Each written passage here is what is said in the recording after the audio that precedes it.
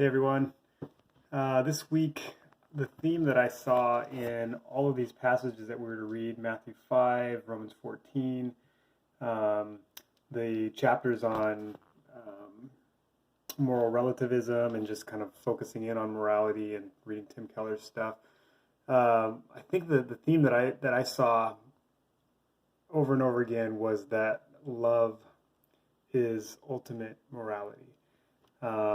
And just to kind of give a quick review of the readings, Matthew 5, Jesus is saying that you are the salt of the earth and you are the light of the world. And again, he's talking to people who would have had very little self-worth, because they maybe didn't have the most money, or they weren't the most educated, or they didn't have the highest positions in society. And so for them to look inward and to say that Jesus is saying that, look, you are compared to these high life-giving substances or elements, it would have been a shot of encouragement for them, and caused some questions for them to say, what exactly does he mean by that?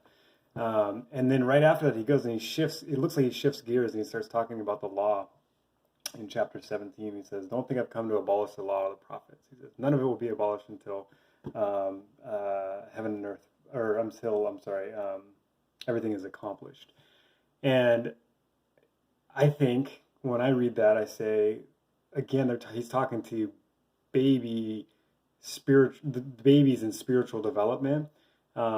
He's saying, look, this is your guide. The law is going to be your guide until faith is awakened. And later on, Paul talks about similar things when he writes to the Galatians, because the way that we love, or the way that we see the qualities that are in us, is when we see the love that God has for us. And that's what Jesus is trying to get at, as I see it. So he's saying, just continue to follow the law as best you know how, because what's going to happen is you're going to fail.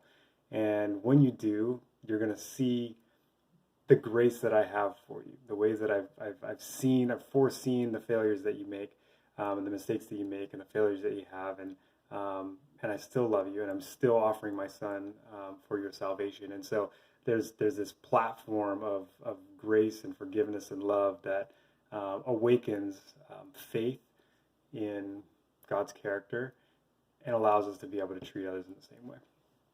So love is morality, ultimately.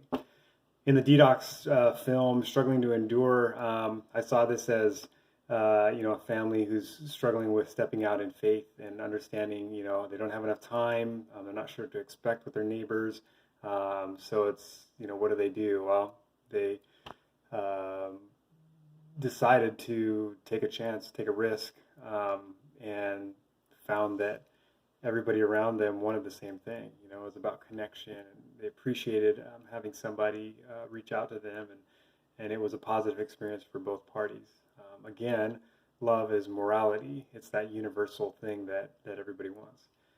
And then in Romans 14, Paul, I think his biggest message in Romans 14 is that behavior should be guided by the impact that it has on relationships, and not by our perception of right and wrong. Because, as you read Tim Keller's work, and even in Wilkins and Sanford, you can see that it's like there's a lot of gray area when it comes to morality that people struggle with. And so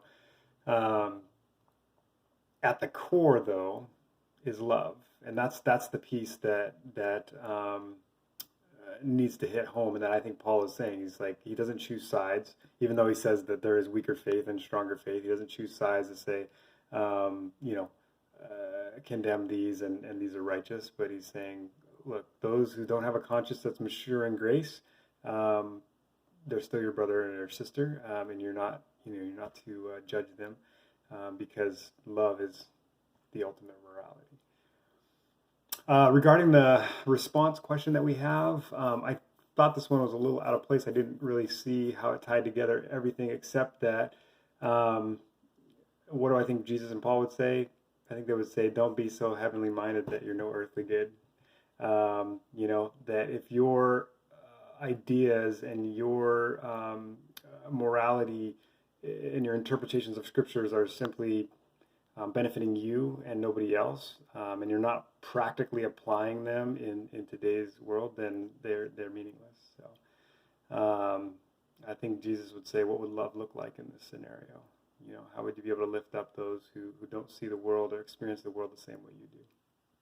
And lastly, I would just say that in terms of human rights, as we were reading about that, I think when we're searching for the answers about universal morals, we should research babies. And, you know, the research is out there, but I think we should evaluate that. Because, you know, young adults, adolescents, young adults, adults, I mean, we've all been conditioned by our culture. But babies, regardless of what culture you're born into, they respond to what is nourishing. And so, you know, I think looking at them and saying, hey, what nourishes children enough to let them thrive developmentally in their intellect, their physical skills, their emotional control, because there, I think, lies the key to an ultimate and universal set of morals. And again, I think what we'll find is love, the fruits of the Spirit, love and gentleness and kindness, and those things I think are what are the most important and universal. All right, so love to hear your thoughts, and thanks for watching.